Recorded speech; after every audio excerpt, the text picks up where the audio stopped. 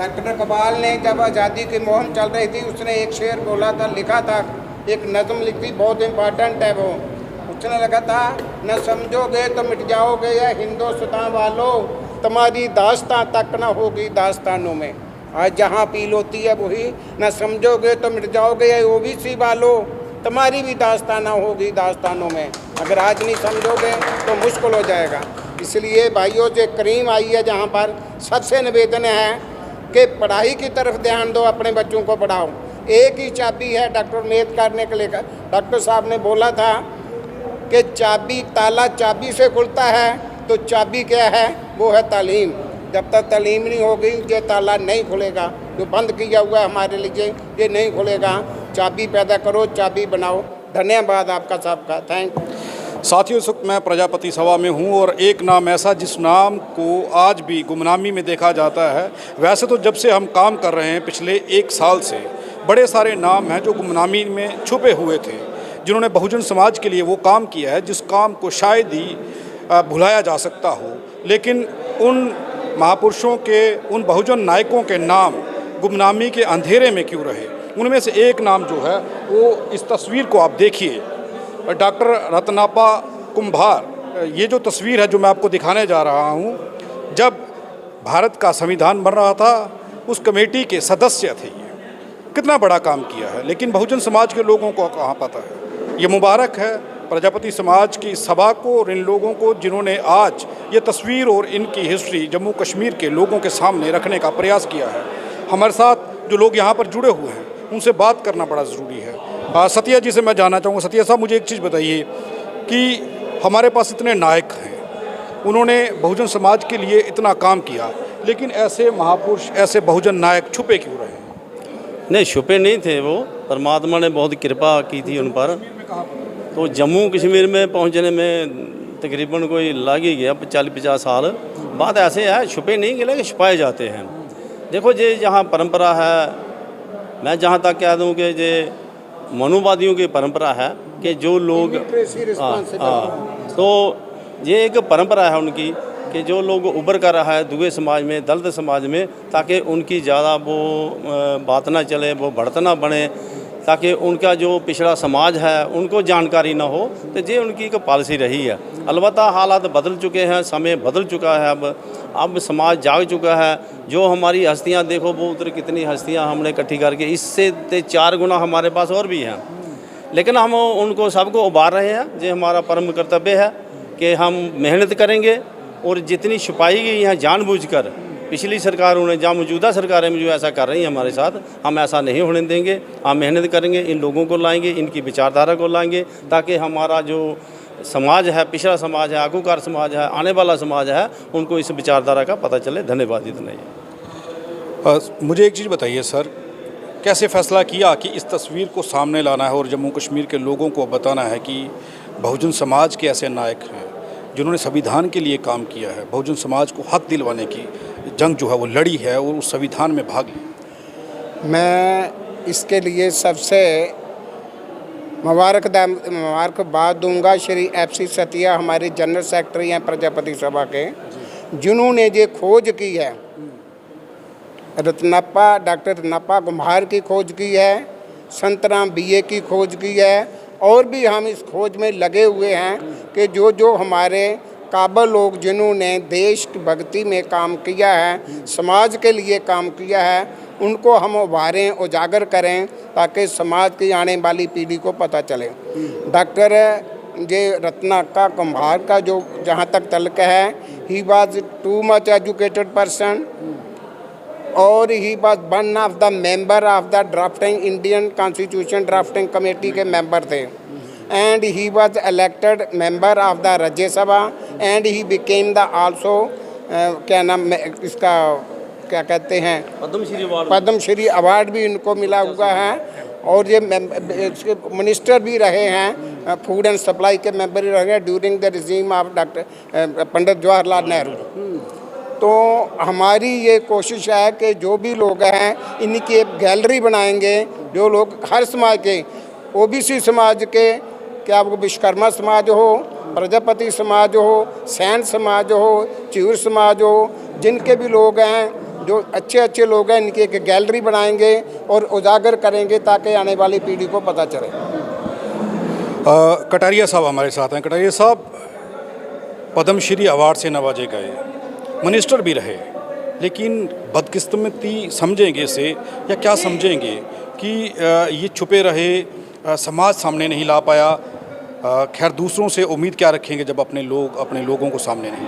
देखिए ऐसा है कि सर हर चीज़ के लिए सरकार को ब्लेम करना ठीक नहीं है। क्या है कि हमारा जो हिंदुस्तान का इतिहास है वो इतिहास अक्सर डिस्कशन में रहता है।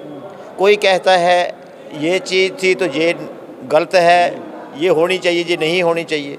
लेकिन यहाँ तक डिप्रेस्ड क्लासेस का इतिहास है, जिनको आज हम SC ST OBC कहते हैं, इनका इतिहास जो है वो अपनी जगह तो था लेकिन उसको लिखा नहीं गया। ये मैं मानता हूँ, ये मेरी फर्म बिलीव है कि इनका इतिहास लिखेगा कौन जब इनको स्कूल जाने का अधिकार ही नहीं था।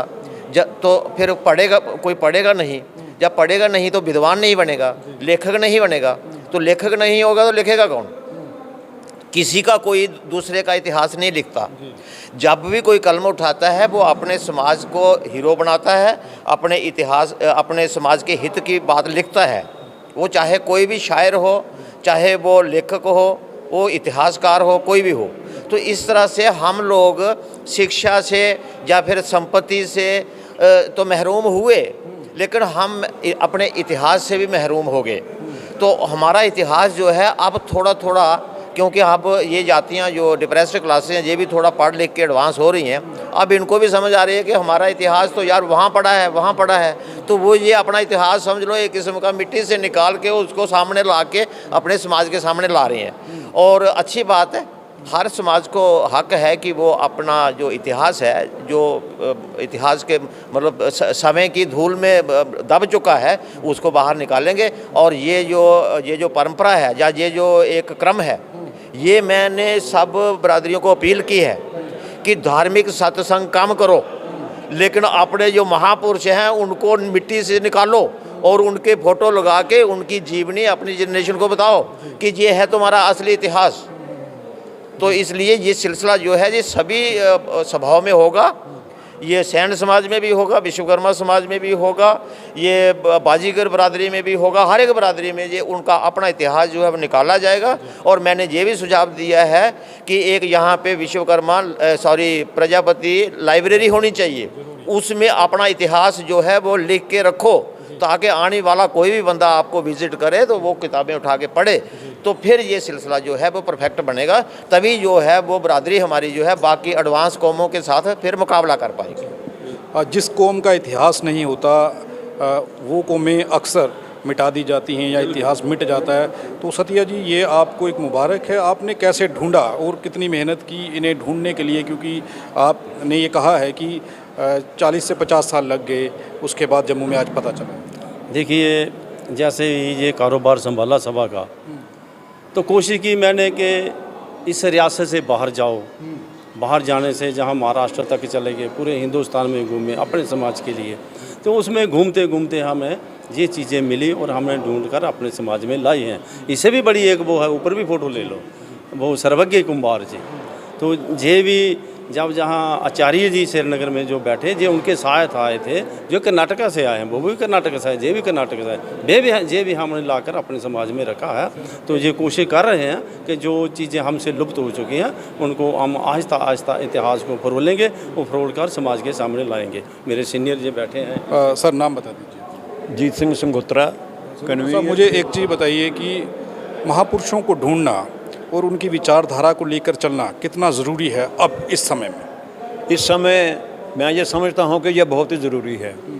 और इन चीज़ों को ढूंढने के लिए जैसे हमारे पहले फुकरा यानी फ़कीर लोग, साईं लोग, पीर फ़कीर, गुरु, उन्होंने इतिहास रचा है, तो उनका ही नाम है।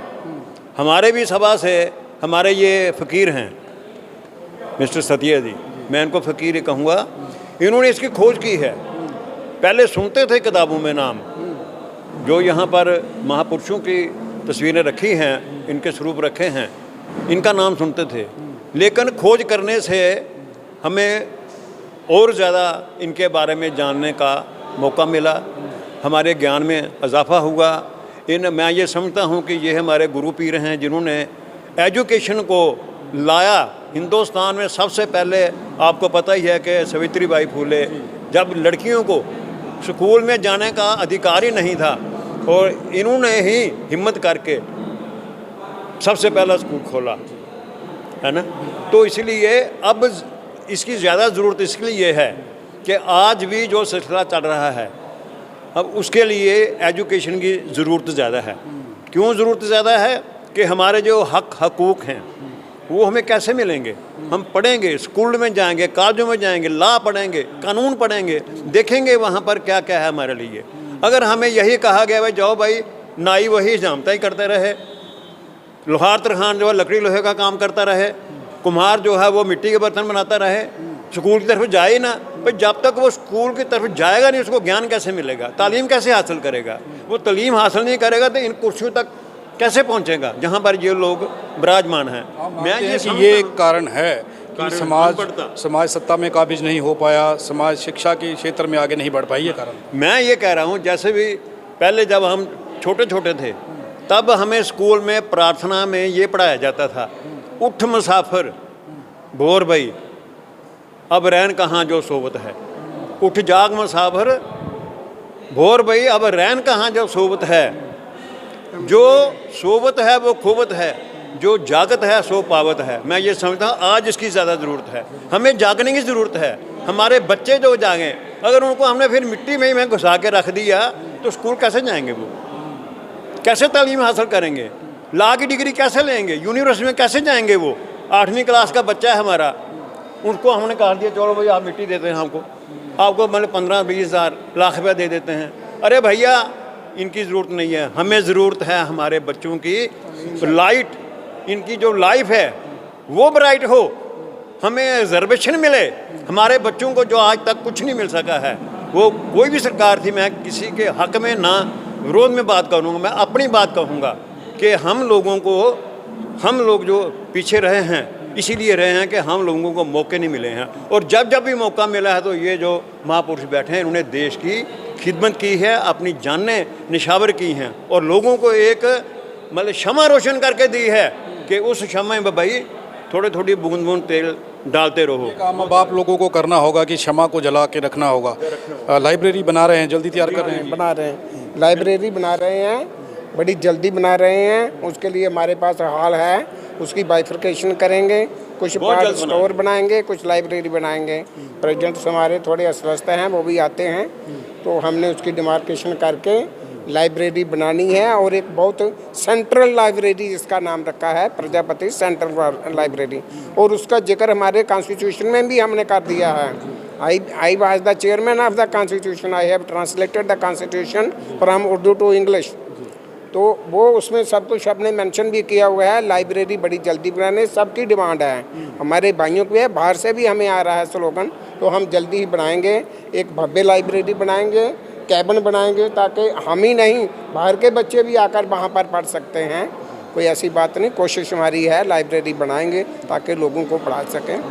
हम तो इलिटरेसी में सारी उम्र खो दी है, हमारे बच्चों ने भी, हमने एक पीढ़ी तो ख़त्म हो गई, मैं कहता हूँ 2 पीढ़ी ख़त्म हो गई, अब आने वाली पीढ़ी है उसको तो थोड़ी सी रोशनी आ जाए।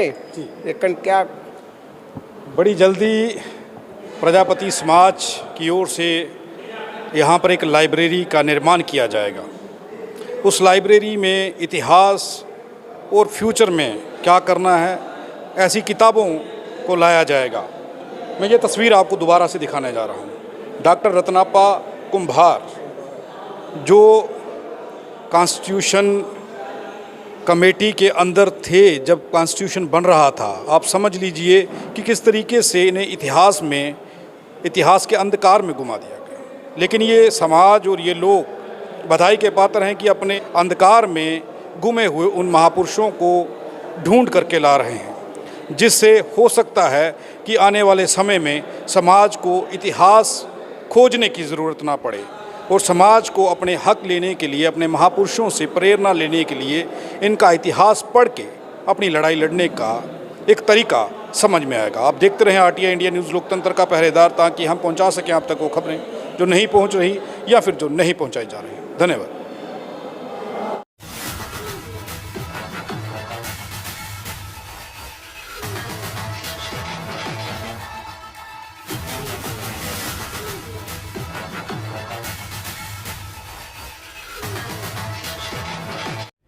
अगर आप भी चाहते हैं कि RTI इंडिया न्यूज़ आप सबकी आवाज़ इसी प्रकार उठाता रहे तो RTI इंडिया न्यूज़ की आर्थिक सहायता करें। हर माह 99 रुपये दे करके RTI इंडिया न्यूज़ की सपोर्ट करें ताकि RTI इंडिया न्यूज़ इसी प्रकार आपके मुद्दों को उठा सके और सरकार के कानों तक पहुंचा सके।